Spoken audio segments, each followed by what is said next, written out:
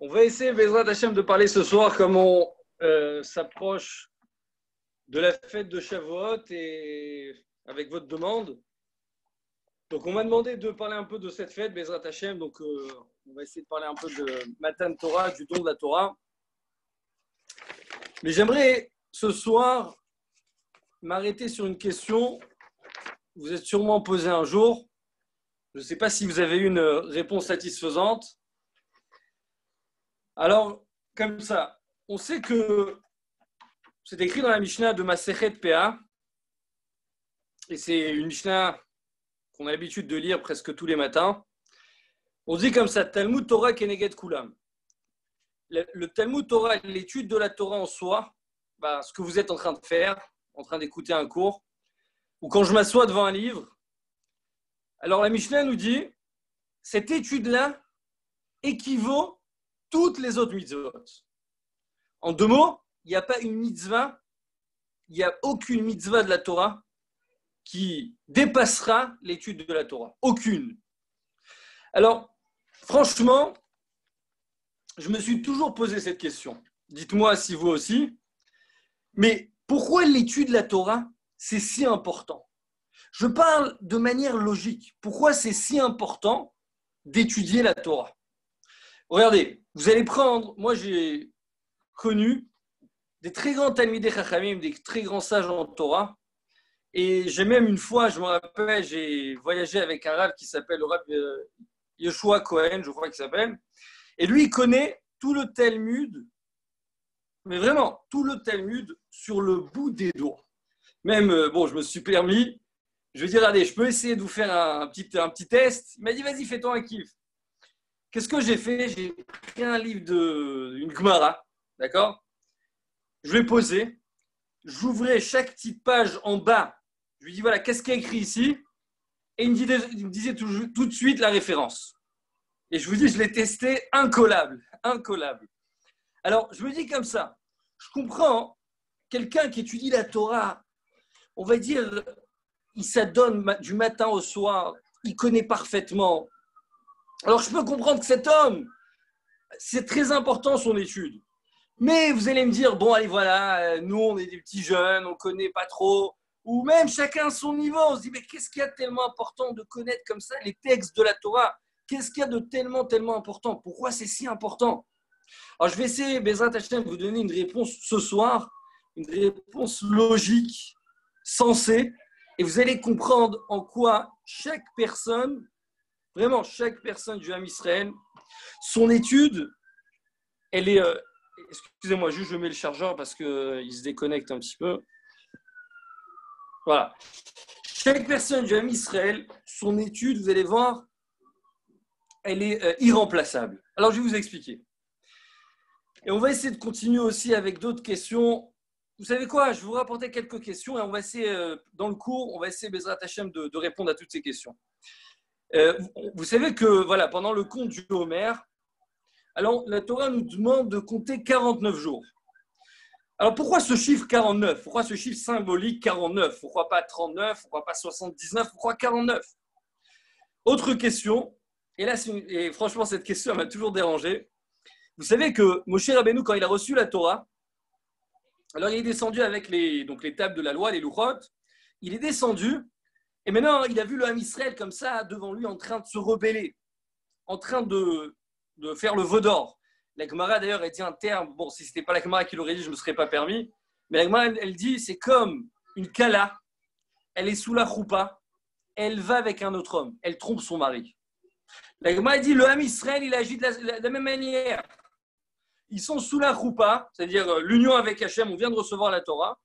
Et qu'est-ce que l'Am Israël choisit de faire? Il choisit de se rebeller, de choisir un autre Dieu. La Gemara nous dit c'est comme une kala qui vient de se marier. Et au lieu d'aller avec son mari, elle va choisir un autre homme. Comme ça, la Gemara nous dit. Mais maintenant, j'ai une question. Moshe Rabbeinu, il descend avec les tables de la loi. Qu'est-ce qu'il choisit de faire? Il choisit de les briser en 1000 morceaux. Alors, franchement, je ne sais pas si vous avez déjà posé cette question, mais comment est-ce possible que Moshe Rabbeinu, vous savez quoi? On va prendre un exemple. Prenez un rav que vous connaissez, d'accord? Un rabbin, une grande barbe, d'accord, bien blanche. longue péote. D'accord, vraiment le prototype du rabbin, ok? Il est en pleine synagogue, on va dire, je ne sais pas moi, l'assemblée, ils veulent pas écouter la Torah, je ne sais pas pour quelle raison, d'accord? Ils font des bêtises. Qu'est-ce que le rabbin il fait devant vous? Il prend le Sefer Torah, il le déchire en 1000 morceaux devant vous. Franchement, vous aurez vu un cas pareil. Vous ne serez pas au summum du choc. Moshe Rabbeinu, il prend le Sefer Torah, les louchot, les tables de la loi, il les descend. Qu'est-ce qu'il choisit de faire? Il choisit de les briser en 1000 morceaux. Mais c'est incompréhensible. Alors ok, le Ham Israël, ils ne sont pas aptes à recevoir cette Torah. Bah, pas de problème, tu sais ce que tu vas faire? Tu vas la remonter au ciel et tu vas dire à Hachem, tu vas dire à Dieu, vas-y, récupère la Torah. Désolé, ils ne veulent pas la recevoir. Mais Moshe Rabbeinu, qu'est-ce qu'il fait? Il la brise. Et ça va encore plus loin.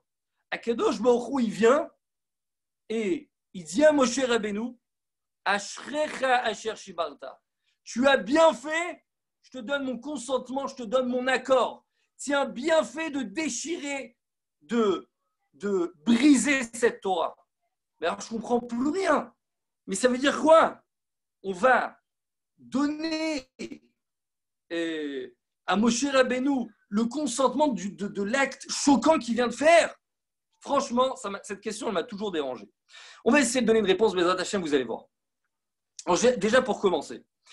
Alors, la Gemara nous dit, dans Masechet Nida, la Gemara nous dit, c'est une Gemara très connue, elle dit que l'enfant, lorsqu'il est à l'état embryonnaire, c'est-à-dire dans le ventre de sa maman, le ventre de sa mère, alors la Gemara nous dit qu'il y a un malach, il y a un ange qui vient et qui lui enseigne toute la Torah.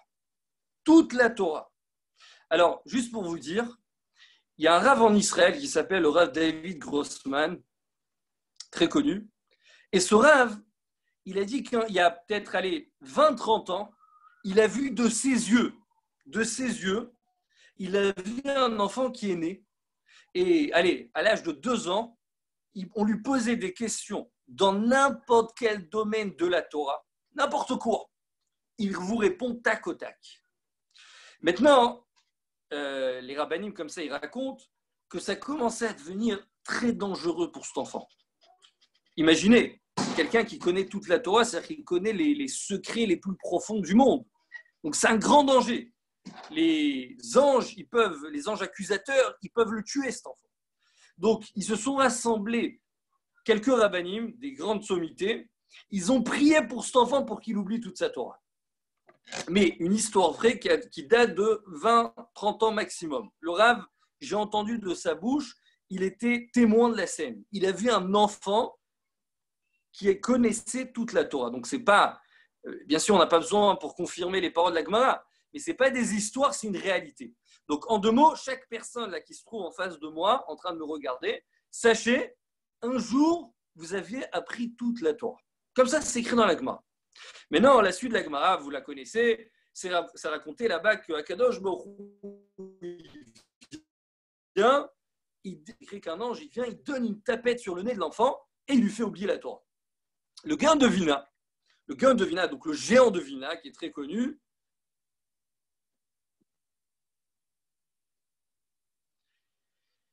excusez-moi, j'ai eu un appel, ça a coupé. Donc le Gaon de Vilna, d'accord, qui est très très connu, il vient et il donne un très grand chidouche. Il dit comme ça, il dit, sachez, dans la Gemara, c'est vrai que c'est écrit qu'un enfant étudie toute la Torah. Mais il dit, c'est faux. Un enfant va étudier toute sa Torah. Alors, je m'explique. Il dit comme ça. Il dit, on dit dans la prière le Shabbat, Vetem chelkenu betoratecha. On prie dans la prière, donne-nous notre part de Torah. Alors, de quelle part? De quoi on parle? Alors là, le Gaon de Vilna donne vraiment un très grand chidouche. Il dit qu'Akadosh Baruch Hu, la fête de Shavuot, là, dans quelques jours, Akadosh Baruch Hu, qu'est-ce qu'il a fait en fait? Il a rassemblé tous les âmes du peuple juif, tous les âmes, depuis le début des temps jusqu'à la fin des générations. Donc, notamment, on y était. D'accord? On faisait partie de ce moment. On était là-bas. Qu'est-ce qu'a fait Hachem? Il a pris toute la Torah toute la Torah entière. Et il a dispatché 1000 lettres de la Torah. Alors, d'ailleurs, regardez le mot Israël. Israël, c'est quoi? C'est Yesh, c'est les mêmes lettres, d'accord? Israël, c'est Yesh, Shishim, Ribo, Otziot, la Torah. Yesh, Shishim, Ribo, Otziot, la Torah. Il y a 600 000 lettres dans le Sefer Torah. Chaque lettre correspond à une âme. On sait que chaque juif provient d'une âme. Maintenant, cette âme, elle peut se décomposer en plusieurs, d'accord? Mais maintenant, au total, dans la totalité, il y a 600 000 âmes. Akadosh Baruch Hu, Dieu, a créé 600 000 âmes. Lorsqu'on s'est retrouvé au moment du don de la Torah, qu'est-ce qu'a fait Akadosh Baruch Hu? Il a donné à chacun sa part de Torah. D'accord? Toi, tu vas devoir étudier telle et telle part de Torah. Toi, telle et telle part de Torah. Et ainsi de suite. Il a décomposé la Torah en 600 000 morceaux. Comme je vous dirais, un puzzle qui vous allez départager en 600 000 morceaux. Bon, déjà un puzzle de 1000 pièces, on a du mal. Là, 600 000 pièces. D'accord? 600 000 pièces qu'il faudra reconstruire. Mais non, regardez, ça va encore plus loin. Le Gaon de Vilna nous dit comme ça. Tu nais dans ce monde. Tu nais dans ce monde. Dieu, il a mis dans tes entrailles, il a injecté dans tes veines la Torah que tu vas devoir retrouver tout au long de ton vivant. La mission que tu as sur terre. Dieu, il t'a mis sur terre, d'accord? Il t'a fait descendre. Pourquoi il t'a fait descendre pour après te reprendre vers le ciel? Pourquoi? Pour quelle raison? En fait, il avait une mission à accomplir. Cette mission, c'est quoi? C'est qu'il faut venir ensemble, tout le monde ensemble, reconstituer toute la Torah. Donc chaque juif, vous qui êtes en train de m'écouter, ou peu importe quelle personne que vous connaissez sur terre, sachez qu'il a une mission. C'est quoi sa mission? C'est en fait, il doit absolument étudier cette Torah. Quelle Torah s'agit-il? La Torah qu'on a appris dans le ventre de nos mamans. Lorsque je suis né, j'étais encore à l'état embryonnaire, le fœtus, cet enfant, on lui a donné, on lui a inculqué toute cette Torah.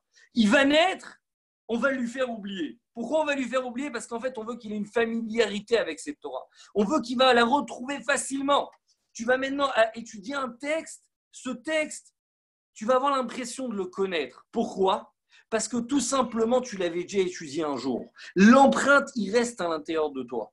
Mais ça veut dire quoi? Ça va très loin. Si on essaie d'aller un peu plus loin dans le raisonnement, ça va très, très, très, très loin. Ça veut dire qu'en fait, comme ça, lorsque je me retrouve dans ce monde, dans cet univers, alors des fois, je me pose des questions. Je me dis, mais attends une seconde, pourquoi je dois maintenant me prendre la tête à venir écouter ce rabbin là en train d'étudier, en train de m'enseigner un cours de Torah? Pourquoi?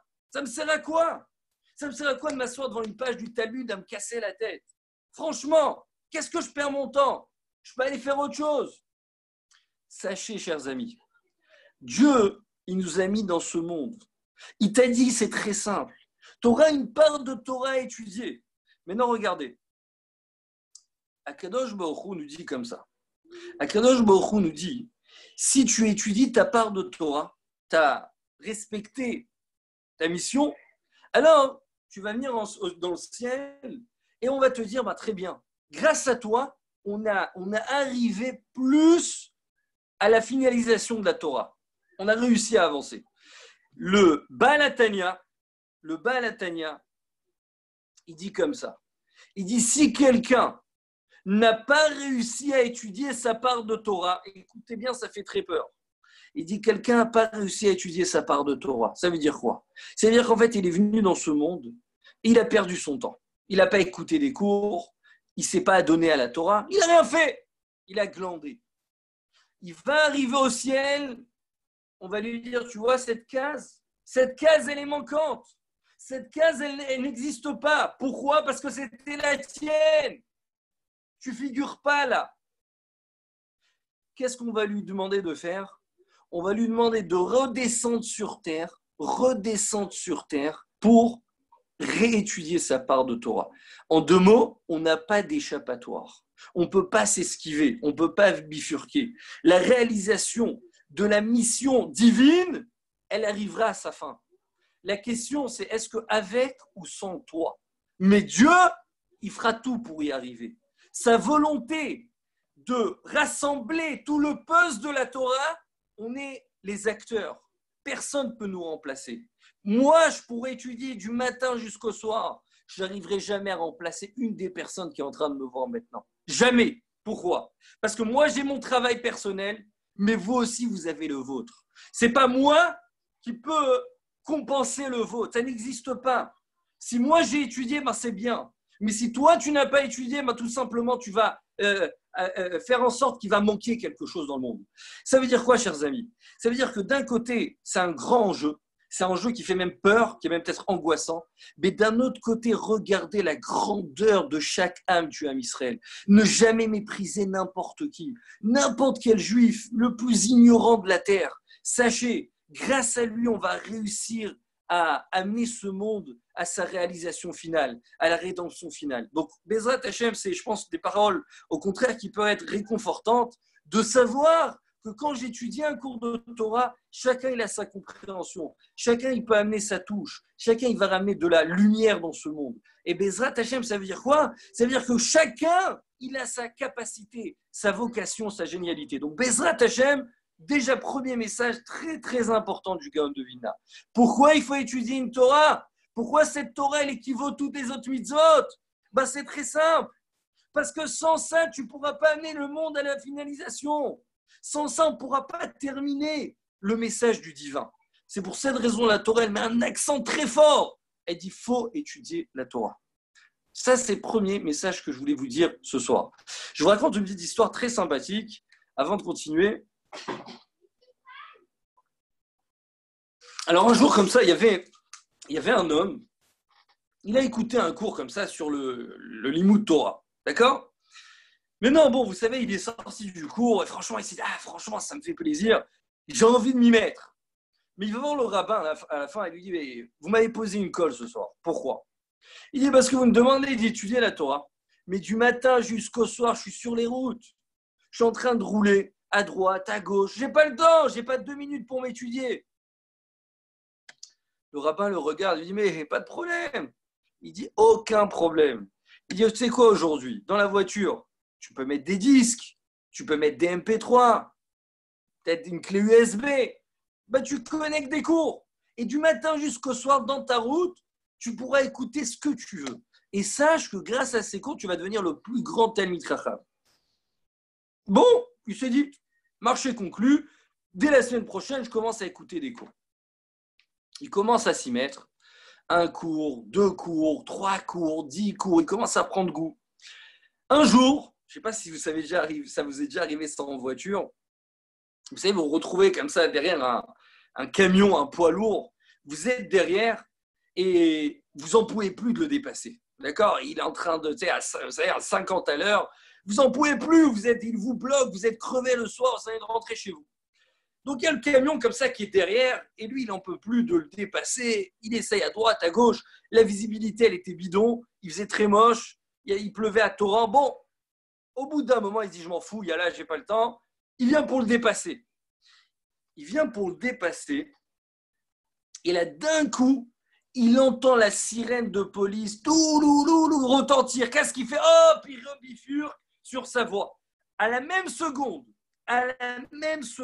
un camion qui vient de l'autre sens, nez à nez. En 2 mots, s'il n'avait pas rebifurqué sur sa voie, il se serait pris nez à nez, il serait mort sur le champ. Sur le champ, il serait mort. Mais non, je ne sais pas si vous avez déjà arrivé une sensation pareille en voiture. Vous avez le cœur qui bat à 300 à l'heure. 300 à l'heure. Il a vu la mort en face de lui. Mais non, bon, il se dit, j'ai été épargné physiquement, mais là, je vais devoir casquer le flic là derrière, il va m'arrêter sur le côté, il va me mettre bonbon. Il se retourne à droite, à gauche, il essaie de regarder dans les rétros, il ne voit rien. Il dit, attends, j'ai pas rêvé, j'ai entendu une sirène de police. Et là, il essaye de faire marche arrière dans le cours de Torah. Il fait marche arrière, qu'est-ce qui s'avère?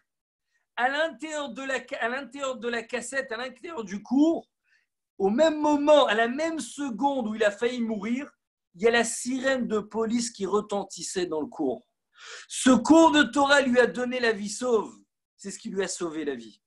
Maintenant, chers amis, je vous donne une petite pensée. à méditer. À votre avis, est-ce que Hachem, c'est un hasard qu'il a mis à l'intérieur de ce cours une sirène? C'est pas un hasard, on ne sait pas. Bon, une sirène qui s'est mise dans le cours. À votre avis? Alors, bien sûr que non. Dieu savait qu'elle allait avoir une personne dans 10 ans, qui allait écouter un cours de Torah. Et ce cours de Torah, il a donné beaucoup d'abnégation, beaucoup de dons de soi.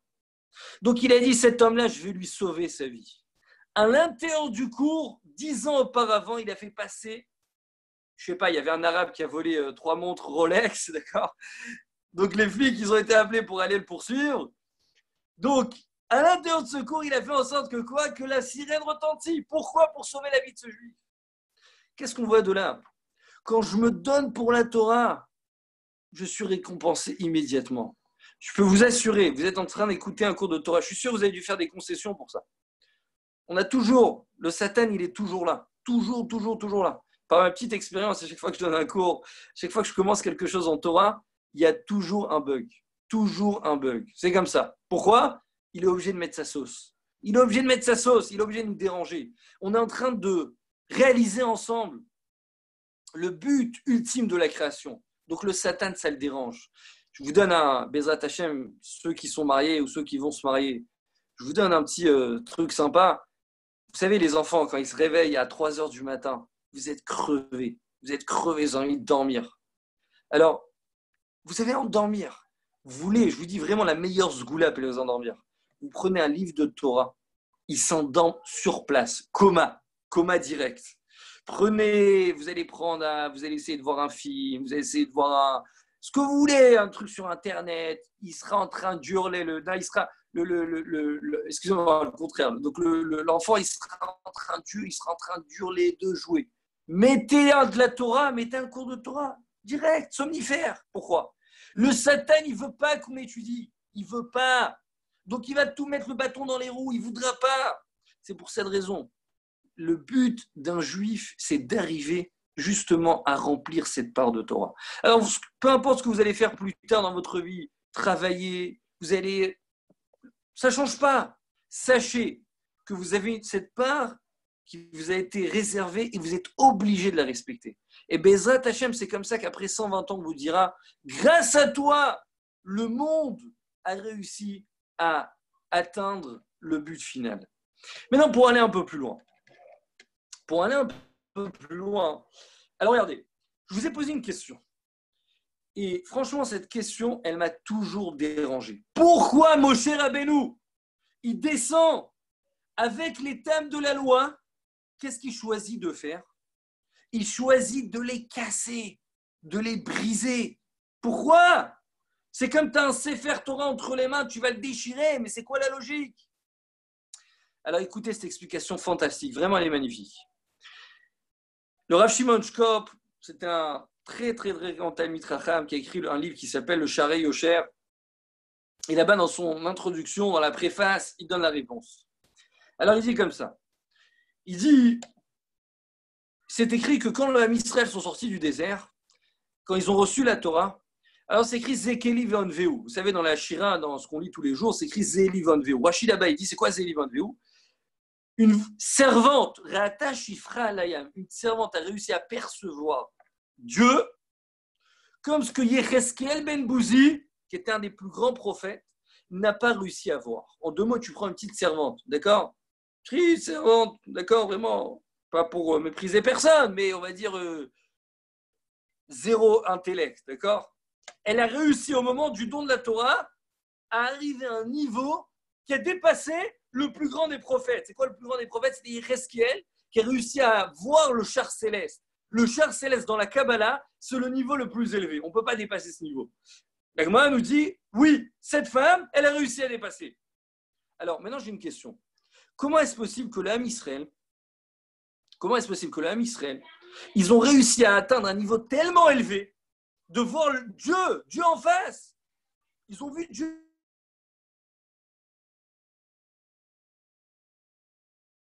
en face d'eux. Et au moins, c'est comme si tu peux être doté de 2 caractères contradictoires, mais opposés complètement. C'est-à-dire, d'un côté, il a atteint un niveau de prophétie, mais tu vois le Dieu devant toi. et d'un autre côté, tu le trompes. Tu le trompes. Comment c'est possible? Alors, pour aller un peu plus loin, imaginez, est-ce qu'une personne, il peut naître Talmid Chacham?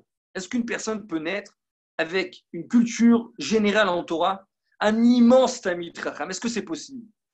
Bien sûr que non. Personne ne peut naître un Talmid Chacham. Maintenant, est-ce qu'une personne peut devenir milliardaire?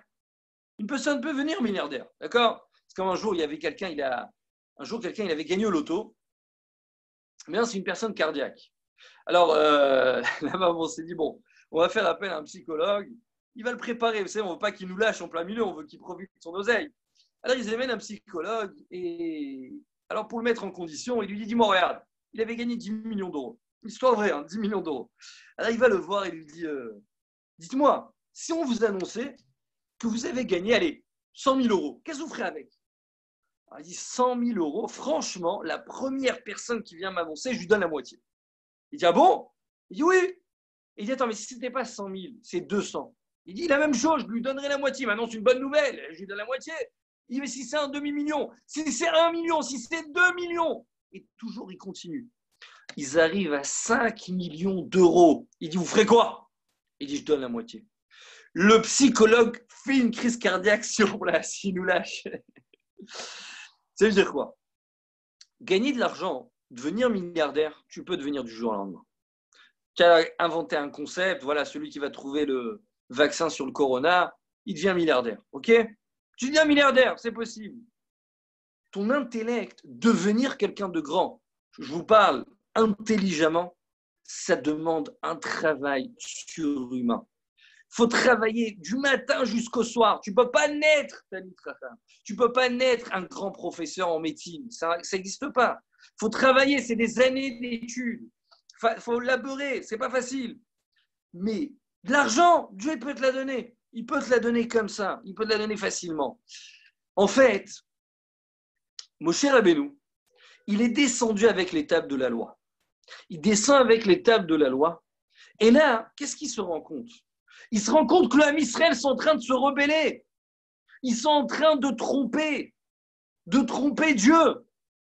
Alors il se pose une question, il s'interroge, il dit mais qu'est-ce qui se passe? Pourquoi ils sont en train de se tromper? Regardez le niveau qu'ils ont atteint. Alors comment c'est possible qu'ils descendent si bas? Dans le plus profond abîme. Pourquoi? Alors là, Moshe Rabbeinu, il a une réponse. Et il dit, tu sais pourquoi? Parce qu'ils ont reçu cette intelligence gratuitement. Dieu leur a donné cette intelligence gratuitement. Ils n'ont fait aucun effort pour l'obtenir. Ils sont sortis du désert, ils étaient zéro, ils ne connaissaient rien. Hachem, il les a fait survoler, mais survoler d'étape en étape. Il les a fait monter au niveau le plus élevé. Imaginez, le niveau de la Kabbalah le plus élevé. Ils ont vu Dieu en face. À ce moment-là, vient Moshe Rabbeinu, il dit, ça veut dire que de recevoir une Torah gratuite, c'est une Torah qui n'a aucun sens, c'est une Torah qui vaut rien. On n'est pas quelqu'un de grand, on devient quelqu'un de grand. Donc Moshe Rabbeinu, il est venu, il a brisé ces tables de la loi. Alors vous allez me dire, attends, pourquoi il les a brisées? Alors là vient répondre. Le premier table de la deuxième. Quelle est la différence entre les deux? Les premières, elles ont été écrites par la main d'Hachem. Imaginez, la main d'Hachem, c'est quoi? C'est que c'est l'intelligence pure. Pure.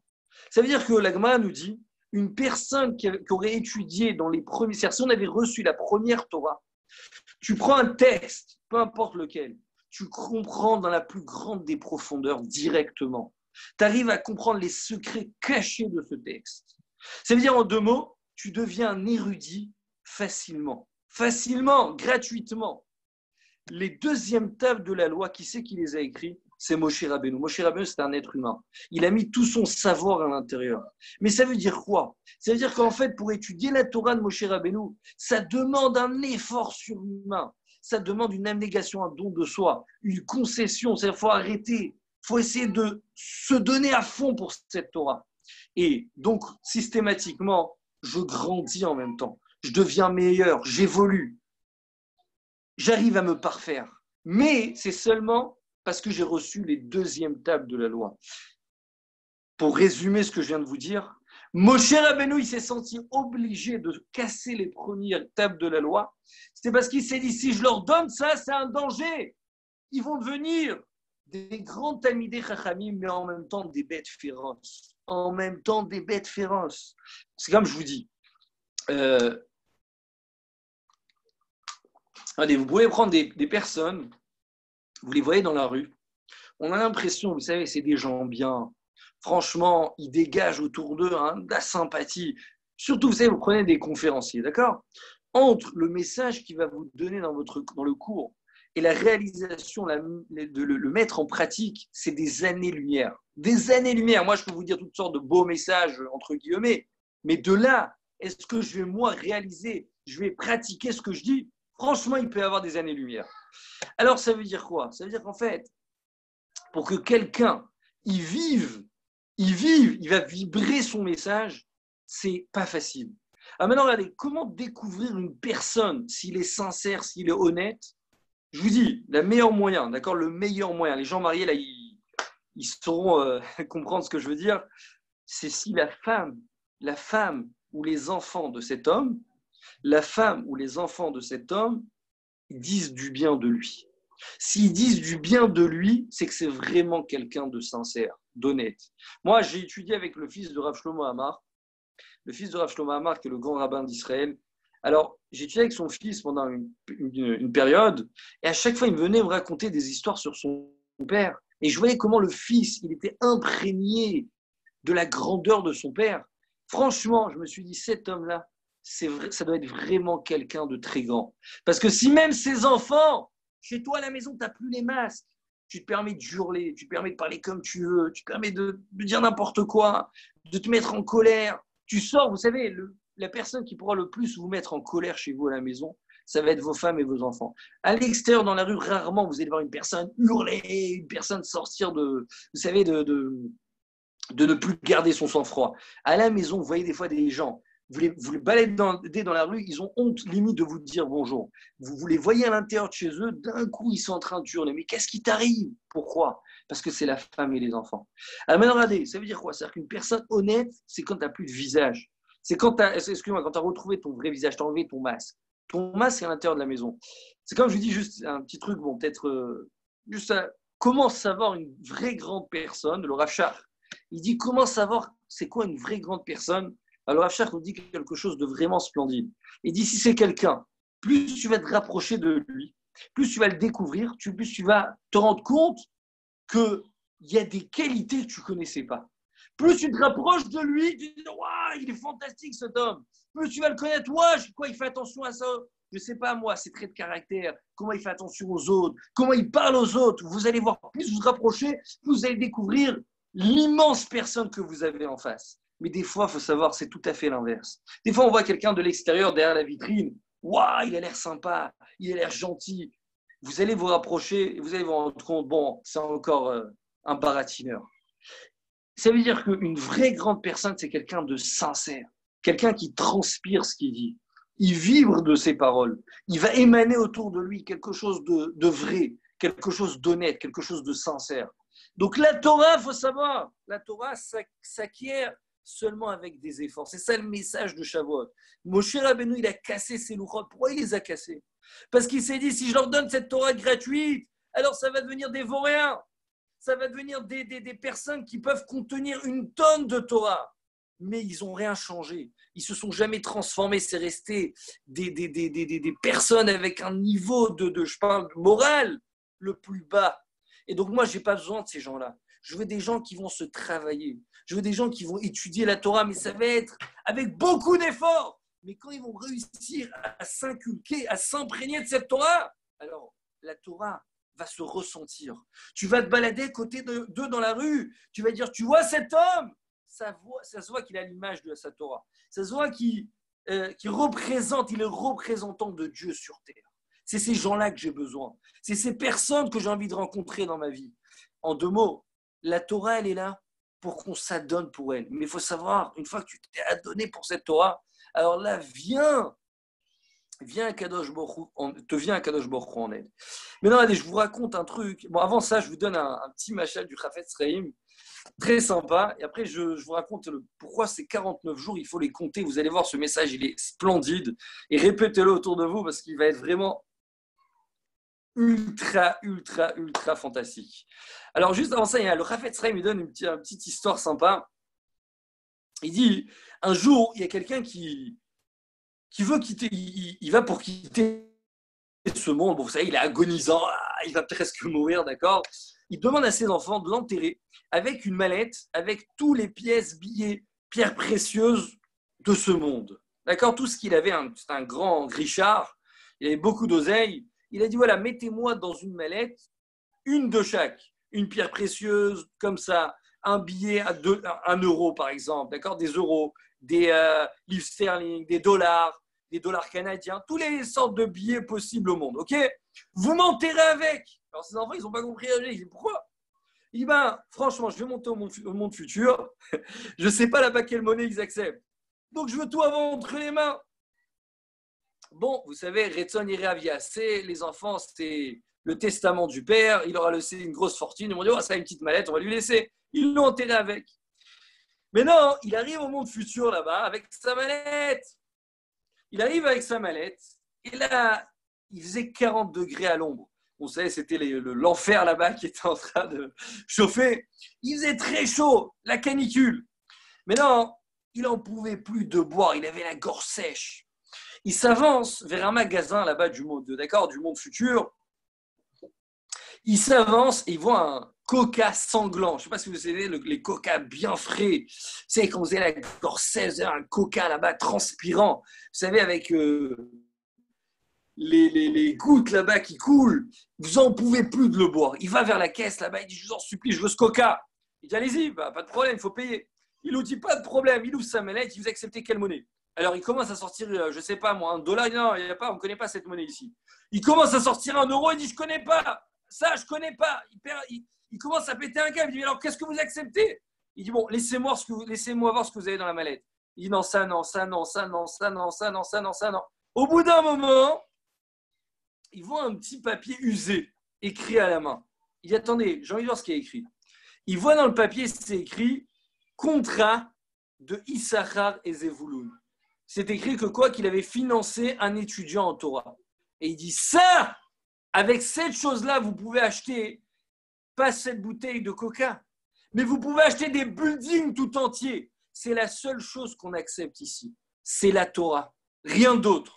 La seule et unique chose, c'est la Torah. Tu peux amener des dollars canadiens, tu peux amener des euros, tu peux courir après l'argent. Toute ta vie, récolter toutes les fortunes du monde. Tu vas les rassembler dans une valise. Le Chafetz Chaim nous dit, ça ne servira à rien. La seule et unique chose qui va te rester, c'est quoi? C'est les contrats que tu as fait avec la Torah. C'est les études, c'est les cours de Torah comme vous êtes en train de faire. C'est la seule chose qui te restera, rien d'autre. On voit, regardez, avec cette épidémie qu'on est en train de vivre, comment le monde, il est passager. On a l'impression d'acquérir des choses dans ce monde, mais c'est passager. Tu viens, tu vois des gens, malheureusement, je vois toute la journée, ma femme, elle reçoit des textos sur WhatsApp, sur truc. Priez pour lui, Télim, il y a lui qui nous a quittés encore, il y a lui qui est parti, il y a lui qui est truc. Qu'est-ce qu'on voit de là?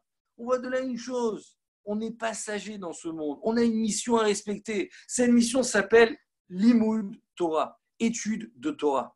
Donc, notre mission à nous, c'est quoi? C'est de venir la respecter, de tenir nos engagements avant de descendre sur terre. Dieu nous avait désigné une part qui nous est propre à nous. Et celle-là, on doit absolument l'étudier.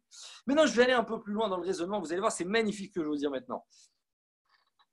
Un jour, j'ai étudié avec quelqu'un. Ça remonte peut-être au moins à 8-10 ans. Et vous savez, je faisais partie une association, on étudiait avec des gens comme ça, c'était par téléphone ou par Skype. Moi-même, j'avais créé une association qui s'appelait Torah Connexion, on faisait comme ça des études par Skype. Baruch Hashem, on avait des centaines de chavrutot, d'études en binôme. J'étudiais même avec des gens de Tahiti, de Los Angeles, vraiment de partout, c'était impressionnant. Et un jour, je viens pour étudier avec quelqu'un. Et celui-là était très, vous savez, orgueilleux, très arrogant. Il dit, tu sais avec qui tu parles là? Il me fait, tu sais avec qui tu parles? Je dis, bah, dis-moi. Il dit, moi, je me balade en Porsche. Je me balade en Porsche. tu sais la villa que j'ai? Tu ne m'impressionnes pas du tout. Je dis, moi, je suis là pour étudier. Tu veux étudier ou tu veux pas étudier? Moi, fais ce que tu veux. Ta Porsche, tout ça, ça m'impressionne pas, ça m'intéresse pas trop. Il dit, regarde, si tu veux qu'on étudie, pas de problème. Je te pose une question. Si tu me sais répondre à cette question, alors je peux te garantir qu'on étudie ensemble. Mais dis-toi, la question, je l'ai posée à plusieurs rabbinim avant toi. Et personne ne m'a donné la réponse. Personne ne m'a donné la réponse que j'attendais. Si toi, tu me la donnes, je peux t'assurer que je commence à étudier avec toi. Tu dis, regarde, étudier, c'est un honneur pour toi, c'est un mérite pour toi. Mais non, tu veux me tester, il n'y a pas de problème. Moi, c'est comme tu veux. Pose ta question. Alors, vous savez la question qu'il m'a demandé? Il m'a dit, quel est le meilleur caractère, quelle est la meilleure mida qu'un homme doit avoir dans ce monde? Quel est le meilleur caractère à acquérir dans ce monde? Alors moi, je lui ai dit une réponse que j'ai vue dans une Mishnah. Et cette Mishnah, elle est vraiment en rapport avec la période du Homer. La Mishnah nous dit, cette question était posée en fait dans une Mishnah. Rabban Yochanan ben Zakkai dans Masechet Avot, il a demandé à ses talmidim, il a demandé à ses élèves, quel trait de caractère un homme doit acquérir sur terre? Alors vous savez, il y a eu plusieurs réponses. Un, il a dit un bon ami. L'autre, il a dit un bon œil. L'autre, il a dit prédire l'avenir. Et le dernier, qui était Rabbi Eliezer ben Arach, il a dit avoir un bon cœur. Quelqu'un qui a un bon cœur, alors, c'est la meilleure des choses. Viens, Rabban Yochanan ben Zakkai dit, t'as raison. Un bon cœur, c'est la meilleure mida. Alors moi, je lui ai dit directement, je lui ai dit, bah, tu sais quoi, c'est avoir un bon cœur. Il m'a dit, waouh, t'es trop fort. Il m'a dit, personne ne m'a jamais donné cette réponse. Je te promets, c'est ce que j'attendais. Avoir un bon cœur. Maintenant, bon, entre nous, avoir un bon cœur, c'est quoi? Je ne sais même pas s'il savait ce que c'est avoir un bon cœur. Alors là-bas, c'est écrit dans les commentateurs, le Tiferet d'Israël, là-bas, il nous dit, c'est quoi avoir un bon cœur? Un bon cœur, c'est quelqu'un qui est rempli de joie. C'est quelqu'un qui émane autour de lui la joie. Vous savez, il y a des gens, on les voit dans la rue, on a envie de les esquiver. Ils sont de Cherveb, tête de Tisha B'Av. Vous les voyez, vous angoissent. Vous angoissent. Toujours en train de raconter des trucs bizarres. Ils se lèvent du matin, ils ont toujours du pied gauche. En deux mots, ce n'est pas un kiff d'être avec eux. Il y en a d'autres, vous les voyez dans la rue, des gens sympas, ils rigolent tout le temps, ils ont toujours une histoire sympa, ils sont toujours là en train de nous remonter le moral. C'est un kiff. Pourquoi? C'est des gens qui débordent de joie. Ils débordent. Un bon cœur, c'est quoi? C'est quelqu'un qui est arrivé à un niveau pareil. Ça veut dire quoi? Ça veut dire qu'en fait, il est tellement bien dans sa peau, c'est qu'il va diffuser autour de lui la sérénité. C'est ça un bon cœur. C'est que tu es tellement bien que ce bien-là, tu vas l'émaner autour de toi. Ça, c'est un bon cœur. Mais dans quel rapport je vous dis ça? La période du Homer, elle dure 49 jours. Pourquoi 49?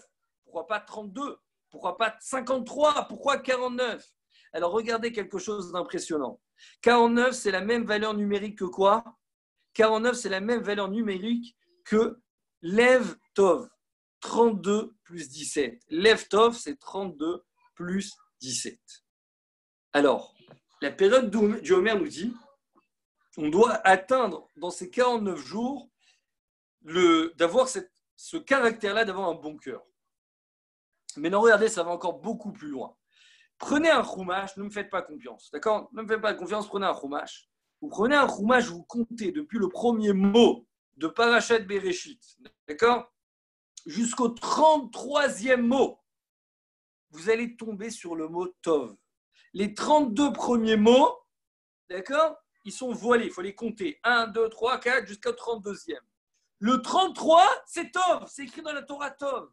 La Torah vient nous apprendre. C'est fantastique, c'est magnifique. La Torah nous dit, sache, dès le départ, dans Parashat Bereshit, le but d'un homme sur terre, le caractère qu'il doit atteindre à travers cette Torah, c'est d'arriver à avoir un bon cœur.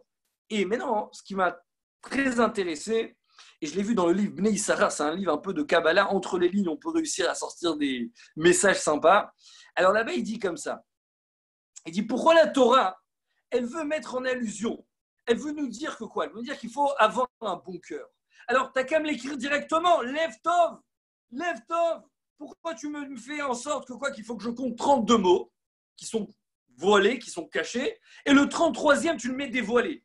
Ou tu me mets tout voilé, ou tu me mets tout dévoilé.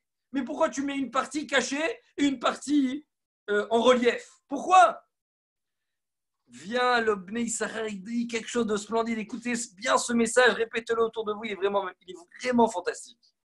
Il dit parce que comme ça, la Torah vient nous apprendre quelque chose de fondamental. Écoutez bien ça, ça vous servira. Elle vient nous dire que quand tu viens pour étudier la Torah, au début, cette Torah, elle va être amère. Tu ne vas pas ressentir le miel, le goût. Tu ne vas pas ressentir la douceur, la beauté de la Torah. Tu vas croire que c'est quelque chose d'amer, de pas kiffant, d'austère. D'accord? Quelque chose que tu vas vouloir dédaigner. Mais la Torah nous dit comme ça, les 32 premières étapes, c'est des étapes qui sont dures. Il faut savoir les surmonter. Il faut savoir s'adonner à la Torah.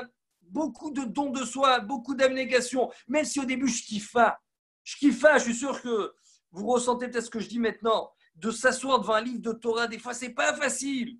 Au début, on ne ressent pas le kiff. On ne ressent pas le goût. Mais la Torah nous dit, tu vas arriver à la 33e étape. Là, d'un coup, tu vas arriver dans le tov, dans le bon. Tu vas ressentir le miel de la Torah. Tu vas voir comment la Torah, elle est belle. Tu vas voir que c'est la chose la plus magnifique qu'il y a sur terre. Et comme écrit le Or HaChaim, il dit un homme, s'il avait conscience de la beauté de la Torah, il serait devenu fou pour elle. Comme vous savez, il y a des garçons, ils sont fous pour des filles. Bon, aujourd'hui, il y a aussi des filles qui sont fous pour des garçons. Mais le Or HaChaim, il dit, la Torah, pour toi, ça serait comme une femme que tu n'en pourrais plus pour elle. D'accord? 1 milliard de fois plus. Ça veut dire qu'en fait, la Torah, tu deviendrais fou. Tu perdrais la tête pour la Torah si tu avais conscience comment elle est magnifique. Ça veut dire qu'en fait, la première étape, elle est dure. La première étape, tu ne vas pas réussir à prendre du plaisir. Mais sache que tu vas arriver au bout d'un moment et là, d'un coup, tu vas ressentir un kiff intérieur. La Avera, c'est tout à fait l'inverse. La Avera, tu vas ressentir, vous savez, vous allez avoir tout de suite un fantasme, vous allez avoir un kiff direct, mais après une amertume, vous allez tomber dans une déprime, dans une angoisse inexplicable. La Vera, c'est processus inverse. La Torah, je vais devoir d'abord me tuer, mais sachez qu'en bout d'un moment, je vais kiffer. La Vera, tu vas kiffer, mais après tu vas te mordre les doigts. Alors regardez maintenant quel rapport avec le Homer, regardez, c'est vraiment magnifique ce que je vais vous dire maintenant. Les 32 premiers jours du Homer. Qu'est-ce qu'on fait les 32 premiers jours du Homer? On est endeuillé. On n'a pas le droit de se raser. On ne peut pas écouter de musique. On est peiné. Le 33e jour, c'est quoi le 33e jour? C'est le jour de l'Akba Omer. Arrive l'Akba Omer, on est obligé de se réjouir.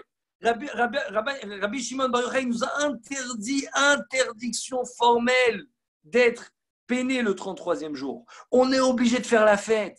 Regardez, c'est magnifique. C'est exactement ce que je viens de vous dire. Les 32 premiers jours, c'est quoi? C'est des jours où j'ai du mal. J'ai du mal. Je veux étudier la Torah, mais ça ne me parle pas. Ça ne me parle pas. J'arrive jusqu'au 33e jour. C'est quoi le 33e jour? C'est le jour de l'Akba Omer. C'est le jour du Tov. C'est le jour de la beauté. C'est le jour de la splendeur.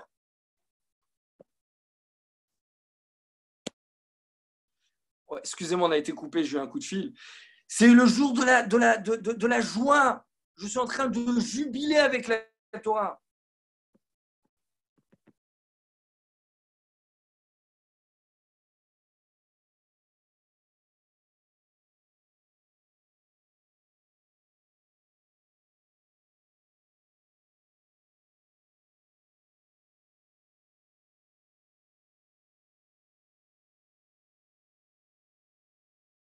À voir si.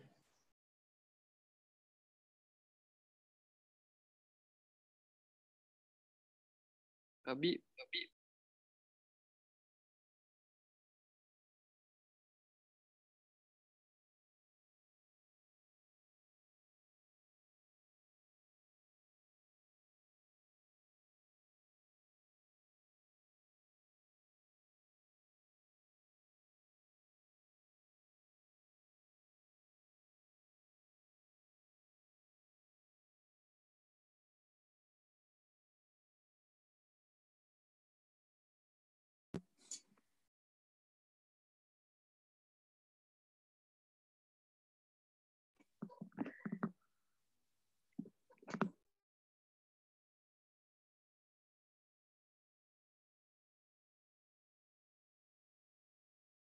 Ouais, excusez-moi, j'ai été coupé. Il y a quelqu'un qui essaie d'appeler plusieurs fois, ça fait sauter le Zoom.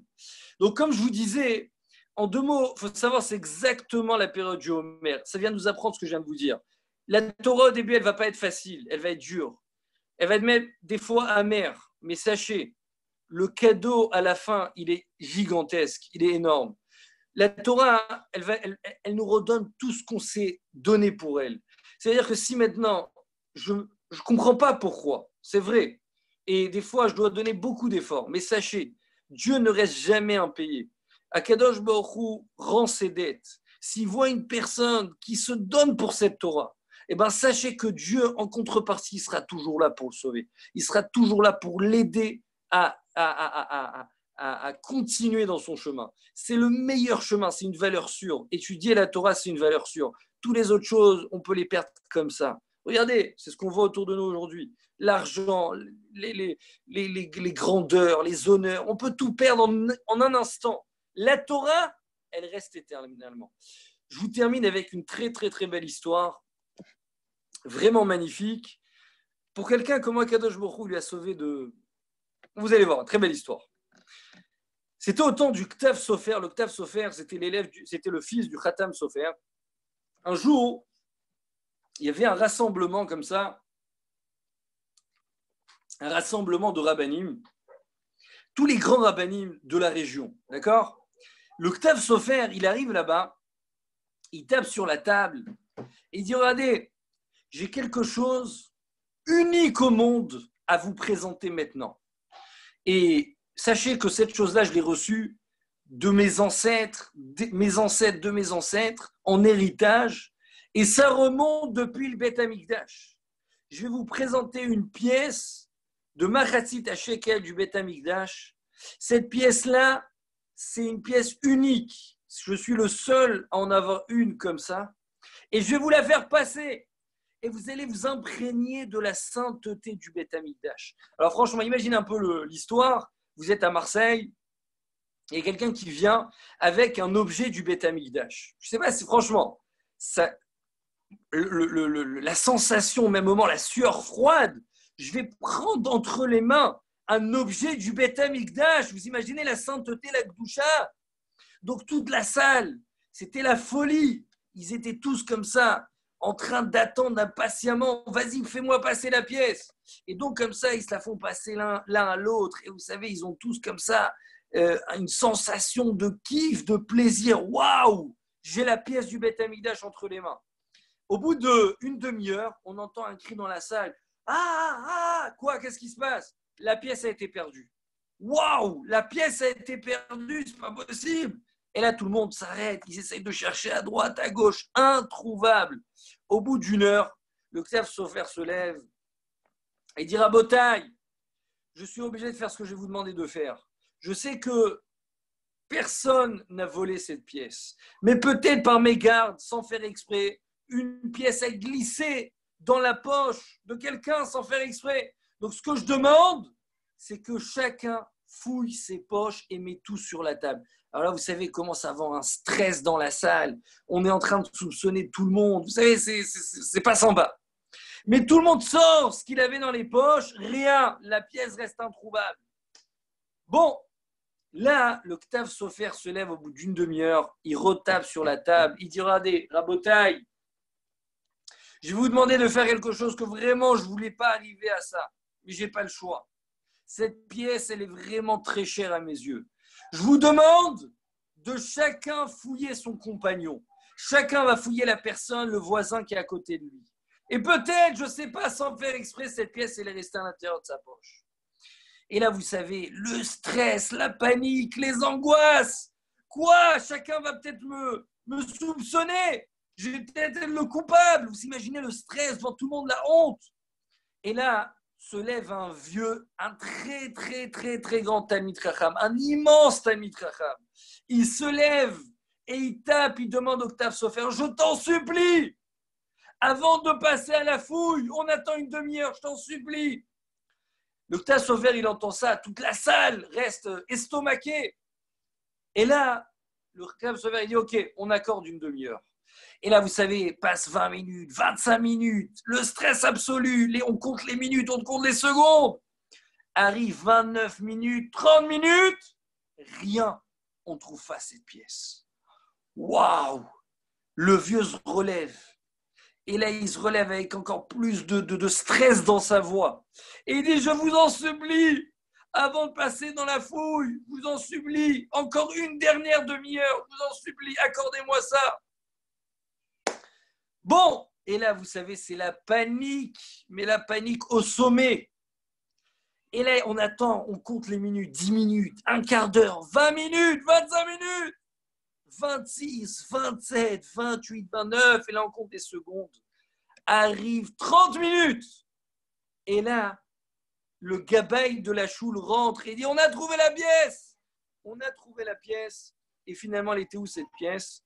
La pièce, elle était à l'intérieur de la nappe lorsqu'ils ont débarrassé la pièce avec. Mais non, tout le monde avait le regard tourné vers ce vieux. Mais pourquoi t'as hurlé? D'où tu savais qu'il fallait attendre une demi-heure? En quoi tu t'es senti coupable? Et là, regardez l'histoire magnifique. Écoutez bien, cette histoire elle est vraiment magnifique. Le vieux, donc ce très grand Talmid Chacham, je ne me rappelle plus de son nom, mais c'est un très, très, très, très, très grand Talmid Chacham. Il a ressorti une deuxième pièce identique à celle du Ktav Sofer. Il dit, regardez, je suis venu aujourd'hui et je voulais aussi, moi, vous montrer cette pièce du Beth Amikdash que je l'ai reçue aussi de mes ancêtres. Une pièce très rare. Mais quand j'ai entendu le Ktav Sofer qui a annoncé que c'était le seul à avoir cette pièce, je ne voulais pas lui enlever l'enthousiasme. Je ne voulais pas lui gâcher sa joie. Donc moi, j'ai gardé la pièce à l'intérieur de moi et je me suis dit, bon, alors on va lui laisser l'honneur de présenter sa pièce à tout le monde.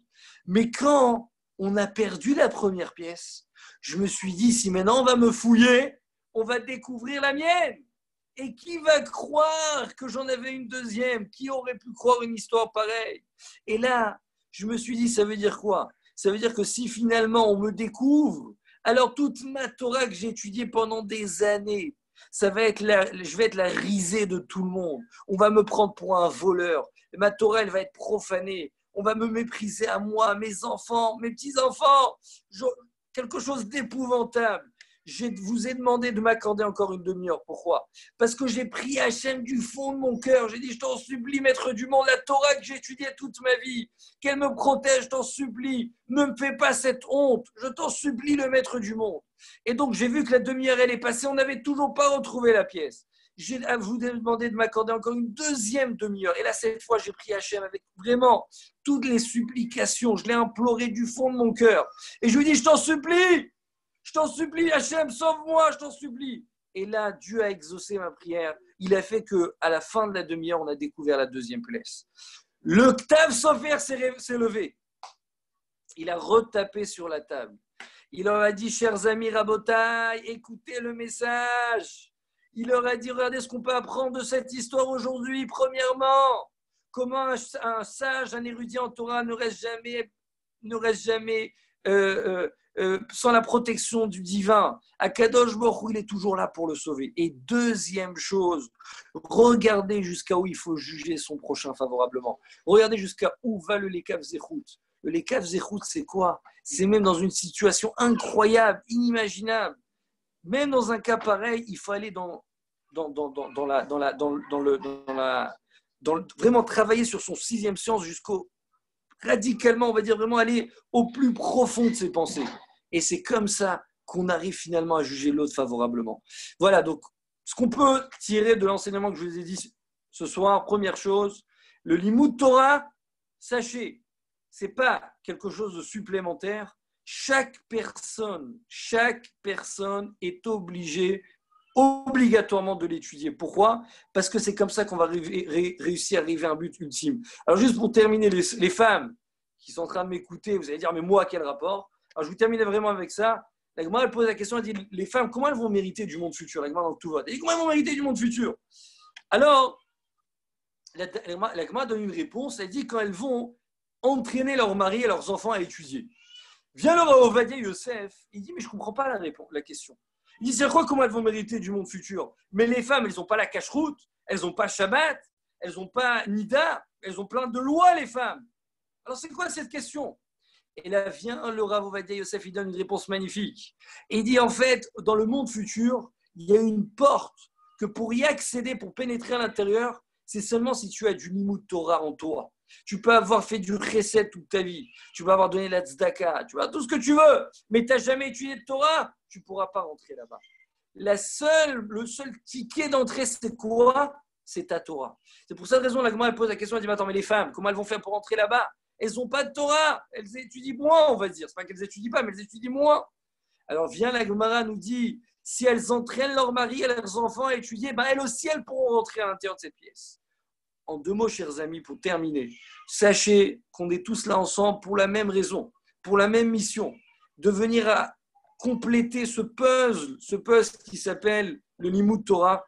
Et comme ça, Bezrat Hashem, tous ensemble, pourra réussir à arriver au but ultime de la création. Et dernière chose, je vous ai dit, la Torah, ce n'est pas quelque chose de facile. Pour devenir quelqu'un de grand, ça va demander des efforts. Mais ces efforts, il faut savoir, ça sera uniquement pour vous. Au début, peut-être ça va vous paraître, bon, c'est dur, c'est pas facile, et j'y arrive pas, et je ressens pas le kiff, et franchement, ça me parle pas. Mais sachez qu'au bout d'un moment, on ressent le tov, on ressent le bon, la beauté, le miel, la douceur de la Torah. Il faut juste prendre goût. Moi, je dis la Torah, c'est comme une drogue. J'espère que vous n'êtes jamais drogué. Bon, vous savez, c'est comme de la cigarette. J'espère que, bon, aussi, vous n'avez jamais fumé. Mais la cigarette, la première, elle est pas kiffante. La première, bon, allez, c'est juste pour faire plaisir aux potes. La deuxième, allez, moi aussi, voilà le truc. Après, au bout de la 10e, 15e, 20e, après, on devient accro. La Torah, c'est la même chose, c'est une drogue. Au début, tu vas dire, bon, allez, bon, je le fais parce qu'on m'a obligé, mon père, ma mère, mes enfants, mes frères, je sais pas, mes rabbinis, mes trucs. Mais sachez, ça devient une drogue.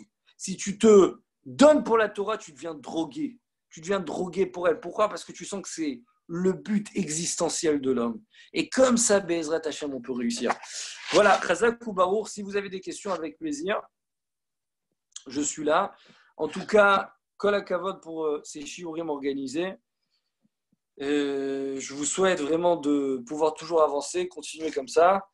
Si vous avez des questions, avec plaisir, je vous écoute. Sinon, je vous souhaiterais une bonne fête de Shavuot.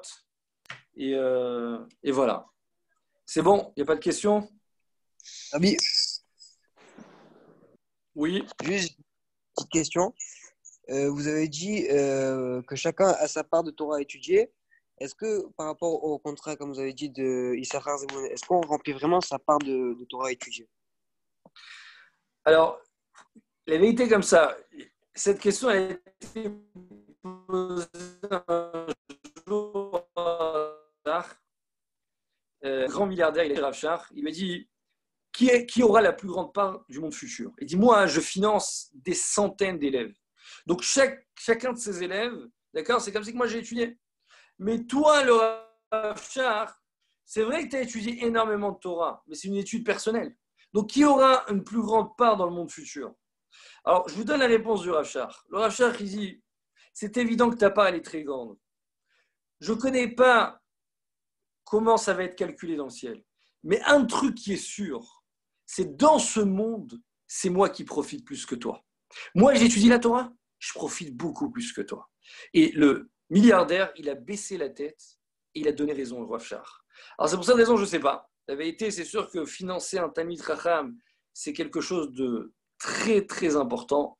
Et c'est évident qu'on va être payé et récompensé pour ça. Sûrement. Moi, je l'avais entendu au nom du Chafetz Chaim qui disait que c'était la même part. Mais je ne sais pas, peut-être c'est possible. Mais sachez que vivre dans ce monde sans Torah, sans étude de Torah, alors on a tout, on a rien, vraiment on perd, on ne se rend même pas compte de ce qu'on perd. Si on veut vraiment gagner, c'est seulement si on étudie. Alors c'est vrai que je peux moins étudier que d'autres personnes, j'ai peut-être moins le temps, mais au moins étudier. Étudier, c'est ce qui nous donne la raison de vivre, c'est ce qui nous donne la force de continuer à vivre. C'est ce que on a un problème, on peut trouver des solutions. La Torah, c'est le sens d'un être humain sur terre. Alors, c'est pour cette raison, on peut faire Issachar et Zvulun, vadaï que c'est bien, mais je pense que n'importe quel juif, il va être quand même obligé de fixer un moment d'étude. Ça va être quand même obligatoire. Voilà. Si. Voilà, c'est bon? Merci beaucoup, Rabbi. Magnifique. Merci Darabah, de Bakasha. porter ce mérite. En tout cas, beaucoup d'Hatzlacha, des bonnes nouvelles. À Amen. très très bientôt alors. Shavuot Tov. Hazak Obaor, avec sa mère. Salut. Allez, Shabbat Shalom. Shabbat Shalom. Bye. Shalom.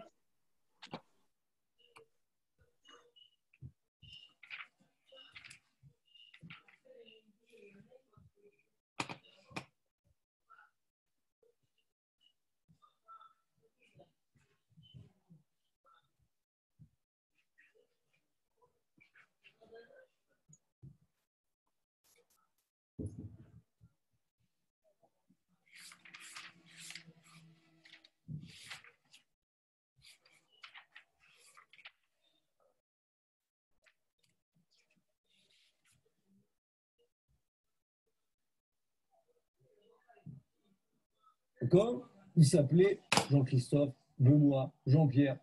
Qu'est-ce que ça va changer? Alors écoutez bien cette explication magnifique, splendide. Tout d'abord, le Noam Elimelech nous enseigne comme ça. Quand quelqu'un, d'accord, je nomme un enfant, je ne suis pas en train de nommer son corps matériel dans son type. Je suis en train de nommer son être spirituel, c'est-à-dire sa neshama, son âme. Alors, il donne un exemple vraiment concret, irréfutable. Vous allez comprendre pourquoi ça n'est jamais pas le corps. Il dit comme ça, vous êtes en train de dormir, ouais, vous rentrez après une bonne journée de travail, d'accord, vous êtes fatigué, abattu. Vous arrivez chez vous, vous allez vous endormir. Et votre femme, elle arrive, elle vous dit, mais Yitzhak, qu'est-ce que tu fais? C'est pas l'heure. Il faut te réveiller. Elle va répéter plusieurs fois votre prénom. Yitzhak, Yitzhak. Alors qu'avant, il y a pu avoir un monstre chez vous à la maison. Vos enfants, ils ont hurlé, ils ont fait du bruit. Vous êtes en train de dormir. Et là, votre femme, elle arrive et dit, Yitzhak, lève-toi. Elle a répété 2-3 fois votre prénom. Tout de suite, vous réveillez. En quoi le prénom influence sur l'éveil? Alors là, le Noam Elimelech, il enseigne comme ça. Il dit, parce que quand un homme dort, en fait, c'est comparé à 1/60 de la mort. Parce que son âme l'a quitté un petit peu, elle se retrouvait dans les autres sphères, elle fait un petit tour en haut. Et donc, pour que la personne puisse se réveiller, l'âme a besoin de se réintégrer, de repénétrer dans le corps. Tant qu'il y a du bruit, d'accord, il n'y a pas de problème, l'âme ne se sent pas concernée. Pourquoi vous voulez qu'elle retourne dans le corps? Mais quand je vais appeler, je vais dire Yitzhak, lève-toi. À ce moment-là, qu'est-ce qui va se passer? L'âme va se dire, ah, on est en train de m'appeler, et hop, elle va se retrouver dans l'intérieur du corps, et on va s'arrêter. Donc déjà, on a compris que l'âme, d'accord, le prénom, c'est l'âme, c'est pas le corps. Alors vous allez me dire, bon, très bien, alors c'est l'âme, mais alors, quel est le problème? Pourquoi je ne pouvais pas l'appeler Jean-Christophe? Pourquoi je suis obligé d'appeler Abraham? Alors écoutez bien, c'est écrit dans le Sefer Yetzira, le livre de la création. Ce livre a été référencé à Abraham Avinu. Ça veut dire que je pense, peut-être, ça doit être le livre le plus ancien de toute l'humanité. Alors, là-bas, c'est écrit comment Dieu a créé le monde. Bon, bien entendu, c'est très vaste ce que je vais vous dire, mais ça tourne un peu autour de ça. Akadosh Baruch Hu, il a d'abord créé les 22 lettres, il a inventé les 22 lettres de l'alphabet hébreu. Et chaque lettre, séparément, elle a une puissance, une énergie qui fait tourner, qui maîtrise en fait, qui a d'abord créé et jusqu'à aujourd'hui qui continue à faire vivre ce monde. C'est-à-dire le Aleph, le Bet, le Gimel, le Dalet, chacun a un rôle bien précis. Ces lettres en fait, c'est ce qui font tourner toutes les galaxies, tous les océans, tout l'univers, tout ce monde entier. Mais là, ça va encore plus loin. Quand je nomme un enfant avec un nom juif, avec ses lettres hébraïques, en fait, chaque lettre va donner le fonctionnement, d'accord, et le caractère à cet enfant. Ça veut dire que cet enfant va pouvoir se réaliser, se développer tout en grandissant à travers de la puissance, de l'énergie qui se cache dans son nom. Donc, il y a 3 facteurs principaux. Le premier, c'est chaque lettre séparément, puisque chaque lettre, elle a une force à part entière.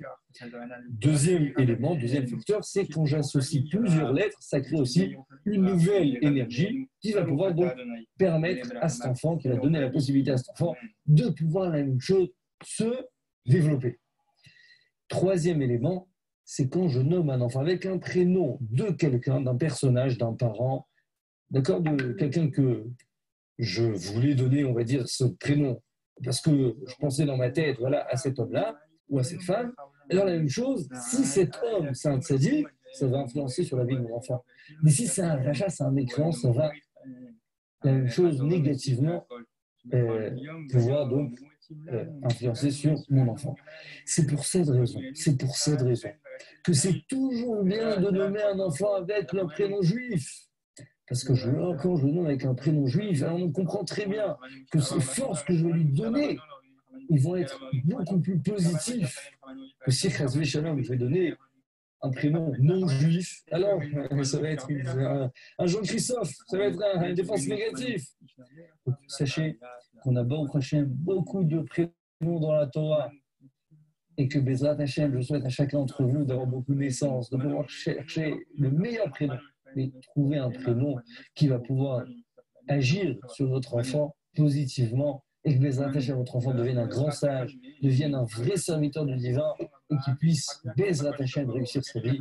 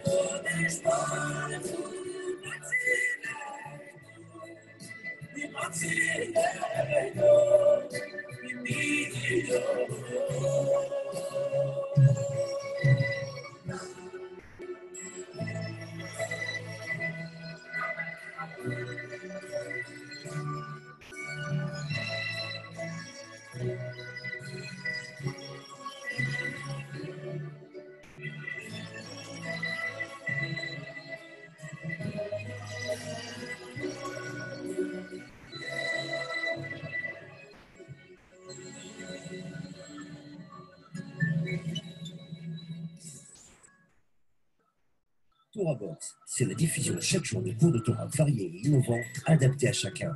Grâce à une équipe investie et désireuse de diffuser la Torah à son peuple, des cours sont enregistrés chaque jour en studio, puis montés et diffusés, avec des rabbiniques de haut niveau, sur tous les sujets de la vie juive, paracha, pensée juive, halakha, couple, éducation, émuna, histoire juive, et chaque semaine, une histoire exceptionnelle à raconter le Shabbat. De nouvelles émissions, débats innovants qui confrontent Torah et actualité. Des concepts de vidéos qui expliquent la halakha de manière ludique, divertissante et accessible. Et des programmes de Torah pour nos enfants.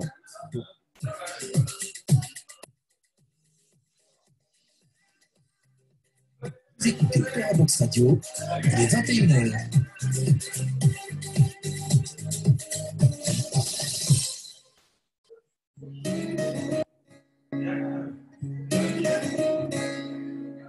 Retrouvez un cours du Rav David Twitou tous les jeudis soirs sur Torah Box Radio. C'est un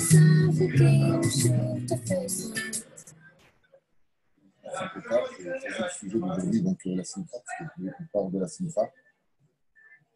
C'est un des sujets les plus dramatiques, puisque on travaille de longue haleine, c'est pas facile du tout. Quand on vit une vie compliquée et difficile, une personne qui passerait par de grandes épreuves, on lui dit il faut que tu sois sa meilleure, c'est Breslev pour ça. Donc un Breslev qui serait capable de perdre ses jambes dans la scie et qui se fait de joie après ce que je veux dire. C'est très difficile et très délicat de parler de la Simcha parce que la Simcha c'est un sentiment. Les sentiments en général ne se dirigent pas, ils viennent d'eux-mêmes. On a le sentiment de vouloir être heureux, on a le sentiment d'être triste, on a le sentiment de vouloir pleurer de joie ou pleurer de tristesse. Mais quoi qu'il advienne, diriger la Simcha comme une grande mitzvah, c'est quelque chose de pratiquement impossible.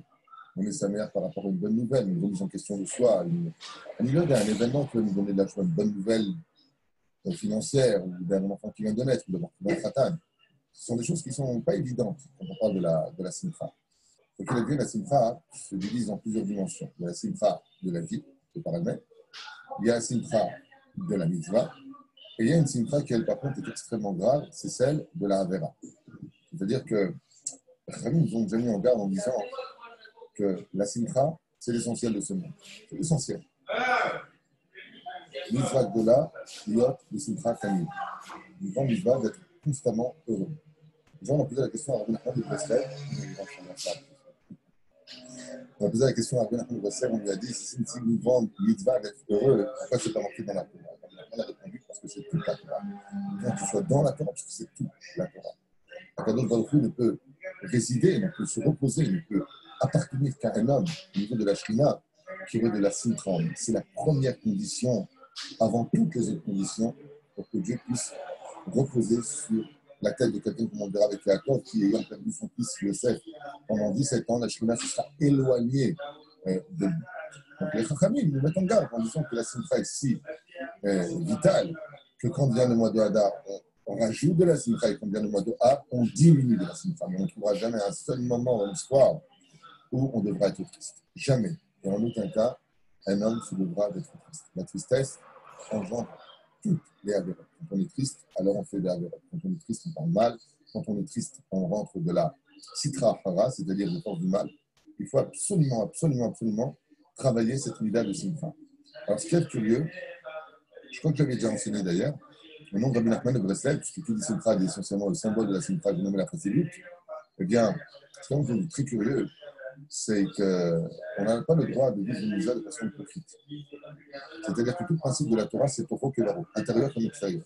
Tu veux quelque chose, tu dois le vivre intérieur comme extérieur. C'est une obligation. Et Rabbi Nachman de Breslev disait la parole, sauf pour une seule mitzvah.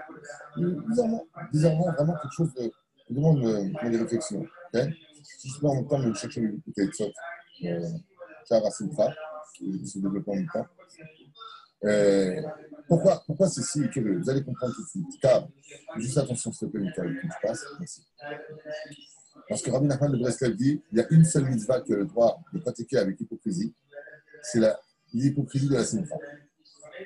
C'est-à-dire que de penser une fraction de seconde que je puisse me mettre dans une situation de je ne suis pas heureux, mais je vais faire semblant de l'être, c'est ça la mitzvah, c'est dire Rabbi Nachman, absolument. Et qu'est-ce que ça va me donner? C'est vrai. Le mec, ça ne va pas du tout dans sa vie, il dit bon, c'est pas grave. Principe fondamental pour apporter la simcha, on apprend dans la Gemara aussi. Tu ouvres les fenêtres, laisser aérer la maison. Tu mets de la lumière dans la maison. Tu mets un fil de musique. Bezrat Hashem. Tu lèves tes pieds du sol. Et pourquoi tu lèverais tes pieds du sol? Parce que le sol représente le monde de la bassesse, le monde des démons, le monde de la tristesse. Le sol, le ciel représente le monde de la pureté, le monde de la sainteté, le monde des anges. Donc on a deux mondes. Quand tu lèves tes pieds du sol, comme on l'a vu avec Rabbi Shimon ben Chattar et les sorcières, 80 sorcières de Ashkelon, ou pour pouvoir les déconnecter du monde de leur tristesse, parce que vous avez remarqué que tout ce qui est sorcier, tout ce qui est noir, tout ce qui est négatif, est représenté par justement le monde de la sorcellerie, le monde des démons. Donc, qu'est-ce que leur a dit Rabbi Shimon ben Chattar? Il faudra, pour qu'elles ne puissent pas agir en conséquence, lever leurs pieds du sol. Il faudra les lever, et si elles n'ont pas de contact avec le sol, alors automatiquement, eh bien, elles ne pourront pas agir dans le corps du mal, c'est-à-dire le Yadon Banaha, le monde de la tristesse. De la même façon, dit Rabbi Nachman de Breslev, quand ça ne va pas dans la vie, lève tes pieds du sol. Comment Maurice, s'il te plaît, donne-moi un exemple de. Imagine Maurice comme ça. Voilà. Donc, dit Rabbi Nachman de Breslev, dans ce cas-là, danse. Quand ça ne va pas dans la vie, et que tu dois absolument récupérer cette mitzvah essentielle qui est le monde de la simcha, c'est de lever les pieds constamment au-dessus du sol. Pourquoi, dit Rabbi Nachman? Il dit parce que quand tu lèves tes pieds du sol, que tu sautes, vous avez remarqué que Breslev, d'ailleurs, saute avec les deux pieds. Nous, quand on danse, chacun son style, quoi. Mais quoi qu'il advienne, eux, c'est les deux pieds. Et pourquoi les deux pieds, dit Rabbi Nachman? Parce qu'ils se déconnectent du monde de la tristesse. Et quand quelqu'un décède, au niveau de l'âme, ça peut des larmes, on met où? Dans la terre. Mais l'âme qui est heureuse, elle monte vers le ciel. C'est comme une façon, on décolle comme ça ses pieds du sol, et on saute, et on saute. Pourquoi on saute? Il dit, parce que plus tu sautes, plus tu te connectes, en fin de compte, tes pieds du sol, dans lequel se trouve le monde de la poussière, le monde de la Vodazara, le monde de l'enterrement, d'autres termes, si je peux me permettre le mot. Et bien de cette façon-là, à ta pachout, tu fais passer tes 248 membres dans le monde de la simcha. Alors, bien entendu, pas de façon extravagante, des capes rouges, je dois comme ça, je trouve ça débile. Moi, personnellement, c'est mon opinion, non pas de me suivre. Je trouve ça débile. Pourquoi? Même si ça fait rire les autres, c'est vrai que ça fait rire les autres. D'accord? Quand j'étais à Jérusalem, à Fort King George, il y avait une 4 j'allais dire une 4L qui était devant, ouais, et d'un coup, au feu rouge, il y a 4 portes qui s'ouvrent, des bracelets qui arrivent, feu orange, qui rentre dedans, et il part. Je trouve ça ridicule, mais regardez autour de moi les gens qui marchent autour.